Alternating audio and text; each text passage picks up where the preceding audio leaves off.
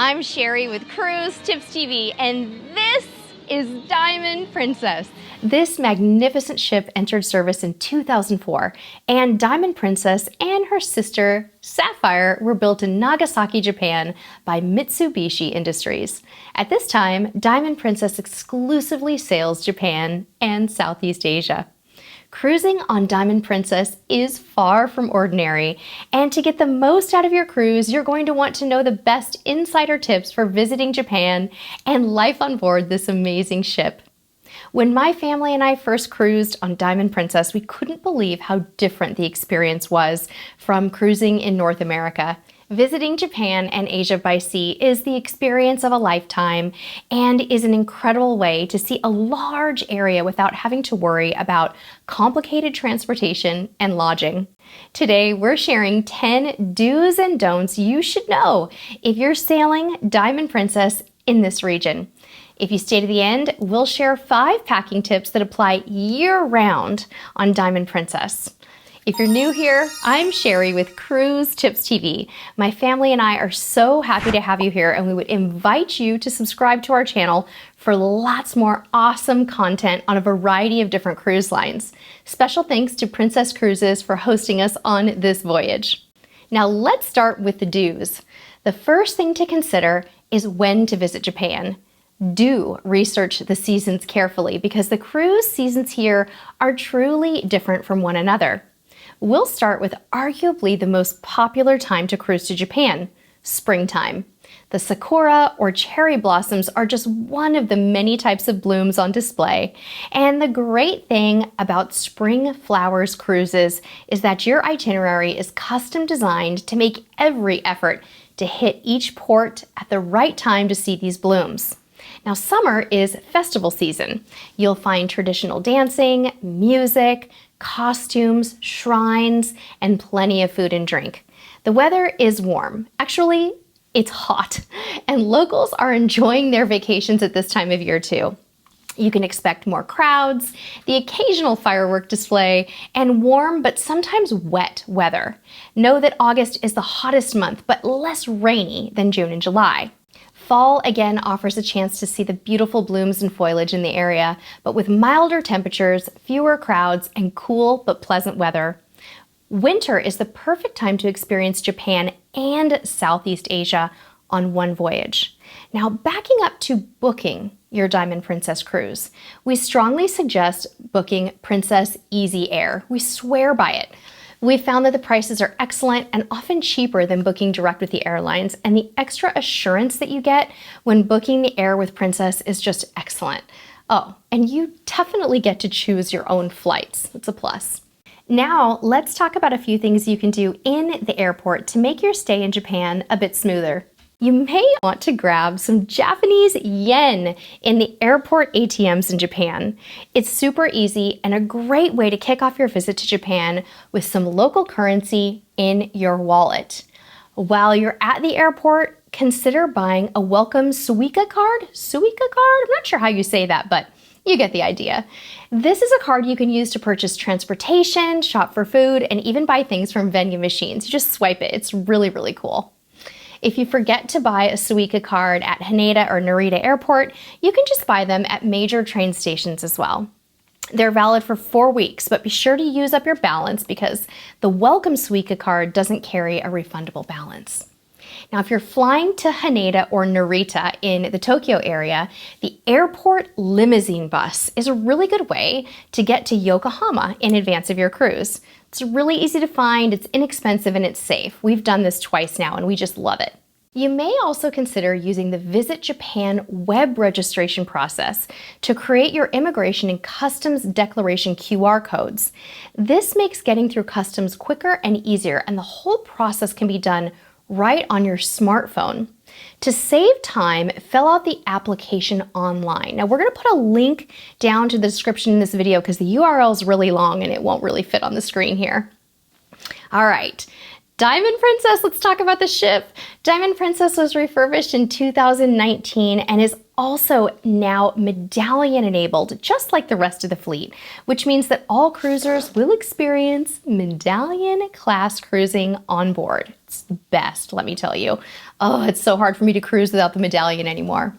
Now, one of our favorite ways to enjoy getting the most out of our Medallion on Diamond Princess is to have drinks delivered to your room.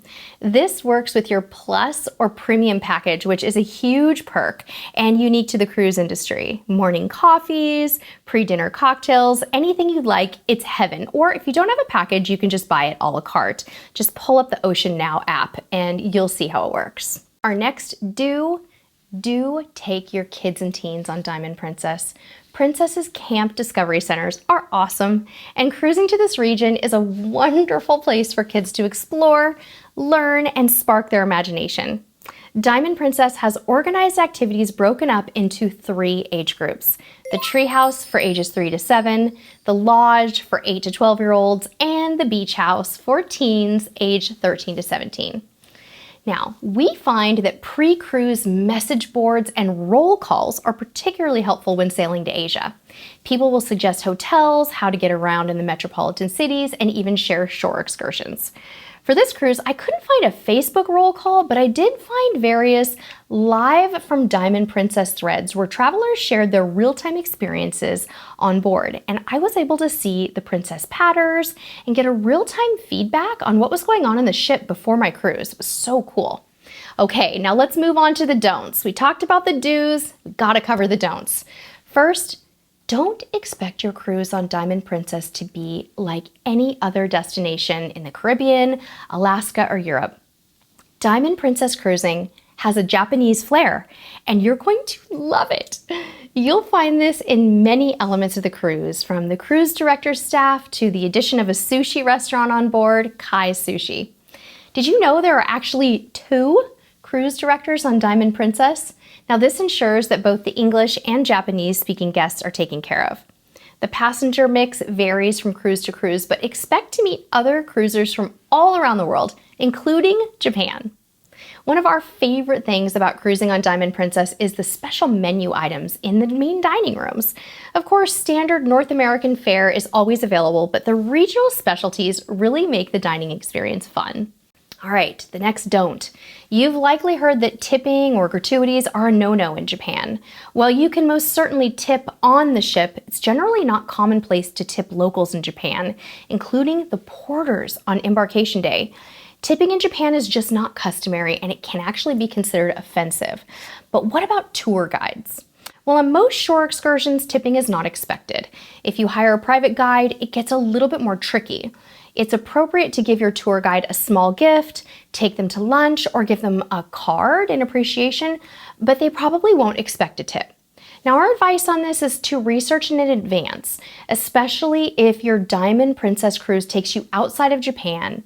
When in doubt, just ask the shore excursion staff or the cruise director staff for guidance on tipping, because it really can be tricky. All right, next don't miss Izumi, the Japanese-style onsen on board.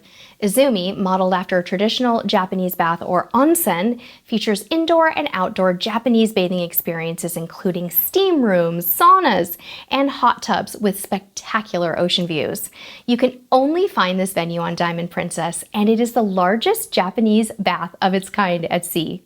We recommend heading up to Izumi early in your voyage, particularly on the first day, to take a tour, to chat with the staff, and ask any questions you may have about pricing, clothing optional hours, and current protocols. Yeah, you heard that right. Clothing and bathing suits are typically not allowed in onsens for hygiene reasons, so ask the front desk staff for the policies on your sailing. We've seen this change over the years, so I want to make sure that you do your own research on this. On our sailing, Izumi offered different packages. You could buy 1 session, 5 sessions, or a cruise pass that basically offered unlimited access. Next don't miss the sail-in and sail-outs on Diamond Princess. Trust us on this one. You'll want to be out on the open decks whenever possible when pulling in and out of ports on your Diamond Princess cruise. It's not uncommon to be greeted warmly by the locals, and the scenery is so unique. Every port is a little bit different, but we don't want you to miss this because the memories are priceless. Also, don't miss the port talks. Princess offers amazing destination and history-focused port talks in this region, and it really enhances your cruise experience. Check your Princess patter for times and locations, and you'll probably find the port stops even more enriching when you attend these sessions. It makes a big difference. Lastly, don't rush home. If possible, extend your stay and explore the area. You likely traveled a very long way to visit. Now, earlier in this video, I mentioned some packing tips that are unique to this ship, and here's what we want you to know.